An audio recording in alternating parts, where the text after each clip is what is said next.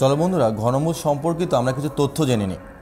তো আগের ভিডিওতে আমরা দেখলাম যে আমরা ওমেগা বলতে আসলে কী বলতেছিলাম, যে আমরা ওমেগা বলতেছিলাম যে -1 + √3i / 2, আর ওমেগা স্কোয়ার বলতে আমরা বলছিলাম যে -1 - √3i / কি বলতো 2। আচ্ছা, এখন দেখো তুমি এই ওমেগা আর ওমেগা স্কোয়ারকে যদি তুমি গুণ করো, যদি তুমি ওমেগা আর ওমেগা স্কোয়ারকে গুণ করো, তাহলে তুমি দেখবা ক্যালকুলেশন করলে আসলে 1 আসে।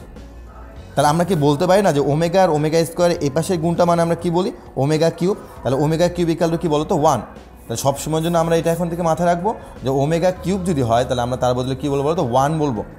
ওকে, এবার দেখি আমরা যে 2 নাম্বার আরেকটা কিছু, যে আমরা যদি কখনো এই ওমেগা আর ওমেগা স্কোয়ার এই দুটো জিনিসকে যদি আমরা যোগ করি, তাহলে আসলে আমরা ক্যালকুলেশন করি যদি এই দুটাকে যোগ করে, তাহলে আমরা এখান থেকে অবশ্যই -1 পাবো।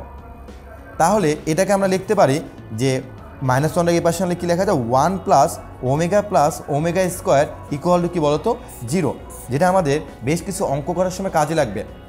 তাহলে দেখো যে ওমেগা ইন্টু ওমেগা স্কোয়ার মানে ওমেগা কিউবের মান কত বলতো 1, আর 1 + omega + omega square equal to কী বলতো 0। এই দুটো আমাদেরকে অবশ্যই একটু মাথায় মেমোরাইজ করে রাখতে হবে, যেন পরবর্তী কিছু অঙ্ক করার সময় আমরা একটু হলে বেনিফিট পাই।